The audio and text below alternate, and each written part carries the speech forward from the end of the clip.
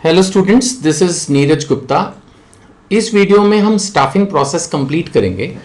Staffing process में total 8 points हमने study करने हैं। 3 पॉइंट्स, सबसे पहले वर्कफोर्स की कितनी रिक्वायरमेंट है, फिर उनके डेटा को इकट्ठा करना, recruitment process, pool of candidates, और फिर उनको सेलेक्ट करना। ये सब हम लास्ट वीडियो में पढ़ चुके हैं। जब एक कैंडिडेट सेलेक्ट भी हो गया तो हम क्या करेंगे, उसको प्लेस कर देंगे, भैया ये तेरी पोस्ट है, और थोड़ा सा उसको पोस्ट के बारे में और कंपनी के बारे में बताएंगे।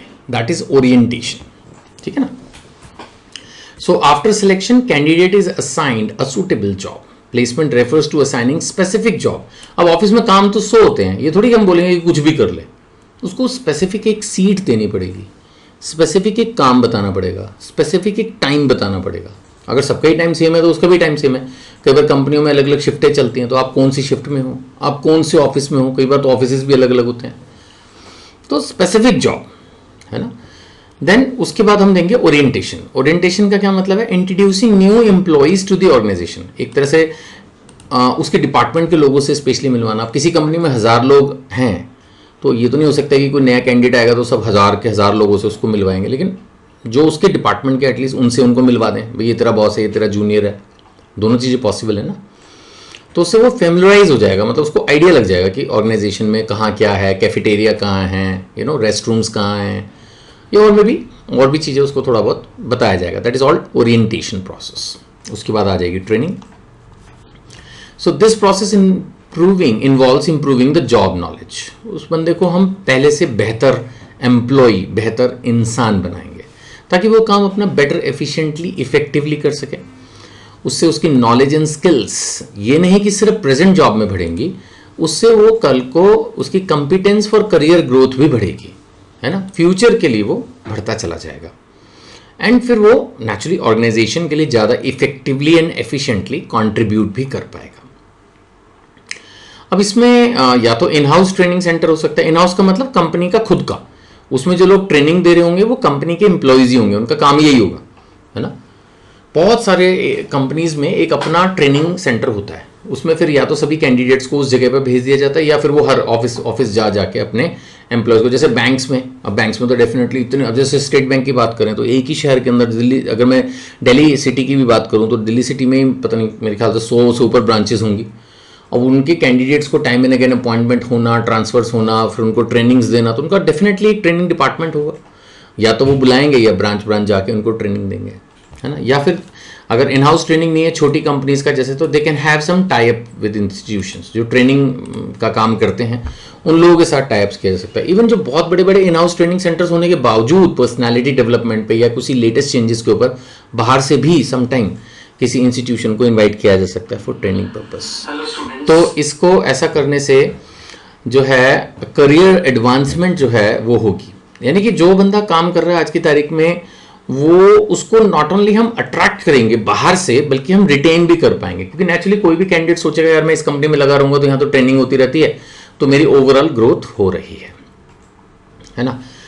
अब 2-3 स्टेप्स और भी हैं जो कि छोटी कंपनीज में तो करने ही होते हैं, HR डिपार्टमेंट को ही, यानी स्टाफिंग जो लोग कर रहे हैं उसी प्रोसेस के लोगों को ही ये काम करना होता है। And that is performance appraisal. Performance appraisal होता है जैसे हमारी रिपोर्ट कार्ड बनती है ना स्कूल में, साल के एंड में, आ गई कितने नंबर आए, कैसा है, कौन सा बेस्ट स्टूडेंट है, कौन सा फेल हो गया, कौन पास हो गया। तो कुछ हद तक कंपनीज में भी परफॉर्मेंस अप्रेजल होती है। अगर माने कैंडिडेट बिल्कुल ही ठीक से काम नहीं कर पा रहा तो उसके बाद उसको हटाया भी जा सकता है कंपनी से, और कोई बहुत अच्छा कर रहा तो उसको प्रमोशन भी दी जा सकती है। So it's a systematic evaluation. Performance appraisal का क्या हुआ, सिस्टमैटिक इवैल्यूएशन है। किस चीज की इवैल्यूएशन है, एम्प्लॉयज परफॉर्मेंस। हमने देखना है कि एक पर्टिकुलर एम्प्लॉय ने कैसी परफॉर्मेंस दी अगेंस्ट प्री डिटरमिन्ड स्टैंडर्ड्स। पहले से होगा भाई, जैसे हमारे पूरे साल में 50 लाख की सेल अचीव करनी थी, कितनी की प्रोडक्शन करनी थी, तो इतनी यूनिट्स बनानी थी, या कोई भी काम, है ना। उससे फिर हम देखेंगे कि what potential they have for the development में। आज की तारीख में वो कैंडिडेट जहां पर भी है उसको कहां और पहुंचा सकते हैं, राइट। इसके बेसिस पर हम उनको और बेटर असाइनमेंट्स दे सकते हैं। बेटर असाइनमेंट्स का मतलब हो गया कि किसी बड़े प्रोजेक्ट पे उसको एंगेज करना है, कोई डिफिकल्ट वर्क है, कोई एक्सपोर्ट इंपोर्ट है, कोई फॉरेन कैंडिडेट्स हैं उनके साथ डील करना है, क्लाइंट्स हैं, तो बेटर असाइनमेंट्स। उससे भी कई बार ईगो सेटिस्फाई होती है, कई बार सैलरी नहीं बढ़ती लेकिन ईगो सेटिस्फाई होती है। डिफिकल्ट कॉम्प्लेक्स जॉब करने से कैंडिडेट को भी लगता है कि yes now I am important, और अल्टीमेटली फिर वो प्रमोशंस एंड ट्रांसफर्स भी समटाइम इंपॉर्टेंट होते हैं, बिकॉज कई बार कोई हमारे मेन ब्रांच हो सकती है या इंपॉर्टेंट ब्रांच हो सकती है, फॉरेन ब्रांच हो सकती है, वहाँ पर हम अपने कंपिटेंट लोगों को ही ट्रांसफ़र करना चाहते हैं, है ना। तो formal informal means of appraising हो सकते हैं। फॉर्मल का हो गया तो मतलब कि जैसे कोई परफॉर्मा है, प्री डिटरमिन स्टैंडर्ड्स हैं, ये तो फॉर्मल मीन्स ऑफ अप्रेजिंग हो गए। इनफॉर्मल माने कि जो उसका बॉस है उसी से इन जनरल पूछ लिया कि हाँ भाई तुम्हारे नीचे जो काम कर रहे हैं एम्प्लॉयज़ वो कैसा कर रहे हैं, है ना। इसमें हम उनकी जॉब डिफाइन करेंगे, परफॉर्मेंस अप्रेज करेंगे, फीडबैक, ये सब चीज़ें आ गई, इसमें कुछ खास ऐसा नहीं है। फिर उनको promotion and career planning. Career planning एक बड़ी अच्छी चीज़ है, देखा जाए तो कैंडिडेट को बड़ा अच्छा लगेगा कि अगर उसकी करियर की प्लानिंग भी कंपनी कर रही हो, अब उसको तो अच्छा ही लगेगा, चलो ठीक है, मतलब कंपनी थोड़ा सा छोटा ना सोचे कि यार ज़्यादा इसको प्रमोट करेंगे तो भाग जाएगा, बल्कि ये सोचे कि हमें उसका भला सोचना है, तो फिर हो सकता है कि वो रादर उस वजह से टिका भी रहे। So organisations must encourage the employees to grow and realise their full potential, है ना। फुल पोटेंशियल पर एक एम्प्लॉय को लेके जाना है कि भाई वो कितना मैक्सिमम अचीव कर सकता है, राइट। तो उनके जो करियर रिलेटेड इश्यूज हैं किसी भी एक कैंडिडेट के, वो अगर कंपनी एड्रेस कर सके तो बहुत अच्छा है, राइट।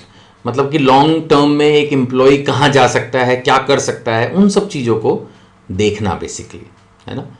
अच्छा, ऐसा होने से क्या होगा, it will may lead to advancement of employ in the management hierarchy, है ना। इससे क्या होगा, advancement of employ in the management hierarchy. Advancement in management hierarchy का क्या मतलब हुआ कि आज जो मैनेजमेंट में जिस भी स्टेटस पर है, माना लोअर लेवल पे है तो मिडिल लेवल पे आ जाएगा, मिडिल है तो टॉप मैनेजमेंट में चला जाएगा, एंड सो ऑन।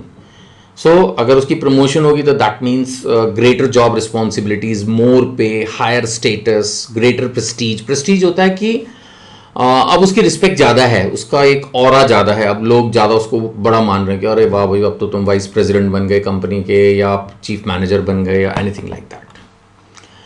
कंपेंसेशन का मतलब होता है basically salary and benefits. I repeat, compensation का मतलब होता है सैलरी एंड बेनिफिट्स। आपको अपने एम्प्लॉयज को अच्छी सैलरी देनी होती है, और अच्छी की डेफिनेशन ये भी है कि कम्पिटिटिव सैलरी। कम्पिटिटिव मतलब उसी लाइन में दूसरी कंपनियां कितनी दे रही हैं। जैसे आपके पास सपोज एयरलाइंस है, अब एयरलाइन कंपनीज में माना आपकी जेट एयरवेज है, दूसरी कंपनी इंडिगो है, तीसरी माना गो एयर है। आप अपने पायलट को कितनी सैलरी दे रहे हो, एयर होस्टेस को कितनी सैलरी दे रहे हो, ग्राउंड्समैन को कितनी सैलरी दे रहे हो, वो कहीं ना कहीं दूसरे से कंपेयर करेगा। ऐसे ही किसी में भी, अगर आप एयरटेल में हो तो वो डेफिनेटली वोडा में, आइडिया में, जियो में जो और उसके करस्पॉन्डिंग लोग लगे हुए हैं उसी पोस्ट पे, तो उससे कंपेयर करेगा। तो compensation should always be competitive competition. तो कॉम्पिटेंट ग्रुप ऑफ एम्प्लॉयज को अट्रैक्ट करने के लिए, रिटेन करने के लिए, मतलब एक बार बुला भी लिया तो भाग सकते हैं, आजकल एम्प्लॉयज बड़ी जल्दी भाग जाते हैं। तो अट्रैक्ट भी करना है और रिटेन भी करना है, दोनों चीज़ें करनी है, तो आपको उनको अच्छे से सैलरी देनी पड़ेगी। So manager should develop a sound compensation policy. Sound का मतलब ये नहीं होना चाहिए कि ज़्यादा, अगर ज़्यादा होगा तो फिर कंपनी लुट जाएगी, एक दिन बंद हो जाएगी, एम्प्लॉयज ही रहेंगे बस, कंपनी तो खत्म हो जाएगी। तो इसलिए हमें एक गुड कंपेंसेशन पॉलिसी बना ली जो कि जस्ट एंड फेयर हो। जस्ट एंड फेयर माने एम्प्लॉयज को भी ठीक लगे और एम्प्लॉयर को भी जेब खाली ना हो जाए। Compensation refers to all forms of pay और रिवॉर्ड्स, सारा मतलब उसमें सब कुछ आ गया। सैलरी भी आ गई, अगर उनको कोई मेडिकल रीइंबर्समेंट्स दे रहे हैं, कोई फ्री घर दे रहे हैं, गाड़ी दे रहे हैं, नौकर दे रहे हैं, मोबाइल दे रहे हैं, टीवी दे रहे हैं, सब कुछ इसी में आ जाता है कंपेंसेशन। प्रोविडेंट फंड, ईएसआई, बहुत चीज़ें होती हैं। कंपनी की फाइनेंशियल स्ट्रेंथ पर डिपेंड करेगी। नेचुरली अमीर कंपनी होगी तो कुछ भी दे देगी, उस पर डिपेंड करेगा। Salary offered by competing firms, ये तो मैंने कहा ना, इसको तो देखना ही पड़ेगा कि दूसरी कंपनियां क्या दे रही हैं। कई बार गवर्नमेंट का लेबर लॉ भी होता है, जैसे वो बोलते हैं नहीं जी मिनिमम वेजेस 16,000 रुपये महीना होगी, तो आप उससे कम रख ही नहीं सकते। बार्गेनिंग पावर ट्रेड यूनियन पे भी डिपेंड करती है, वो लड़ मरते हैं कि नहीं जी इससे कम तो लेंगे ही नहीं, तो फिर आपको देनी पड़ती है। कंपेंसेशन में भी in the form of direct financial payment, इसमें आगे आपके वेजेस, सैलरीज, इंसेंटिव्स, कमीशंस, ये तो बिल्कुल सीधा सीधा हो गया। आप उसको डेली, वीकली, मंथली, एनुअली जैसा भी है परफॉर्मेंस बेस कर दो, शेयरिंग पे जितनी होगी उतनी, जितनी यूनिट्स आपने बेच दी उसका मिल जाएगा, वो तो हो गया। इनडायरेक्ट हो गया जैसे rent free home, free car, इसमें और भी बहुत कुछ होता है, free meals, pick and drop, credit card payments, school payments, बहुत कुछ होता है। यूनिफॉर्म, सोचते जाओ आप, ट्रेनिंग्स, गिफ्ट्स, लैपटॉप्स, ऐसे बढ़ते जाओ, फ्री मोबाइल्स, कुछ भी हो सकता है। तो plan will be a combination of time based pay plus incentive. It will be, जो कंपेंसेशन है, it will be combination of time based pay plus incentives, दोनों चीज़ें इसमें इंक्लूड है। टाइम बेस्ड पे मतलब मंथली सैलरी तो मिलेगी, साथ में कुछ इंसेंटिव्स भी मिलेंगे। So it should be adequate and equitable, सही होना चाहिए। Equitable means fair to both, employer के लिए भी फेयर होना चाहिए। जरूरत से ज़्यादा अगर आप कंपेंसेशन पे कर दोगे, जैसे मैंने कहा, तो कंपनी भी घाटे में जाएगी, और कम दोगे तो मे भी एम्प्लॉय जॉब छोड़ सकता है। तो इसलिए बहुत संभाल के हमें पे पैकेज या कंपेंसेशन पैकेज जो है वो बनाना होता है। So these are the various points which are indirectly defining the functions of staffing, or you may say the process of staffing, right? Thank you.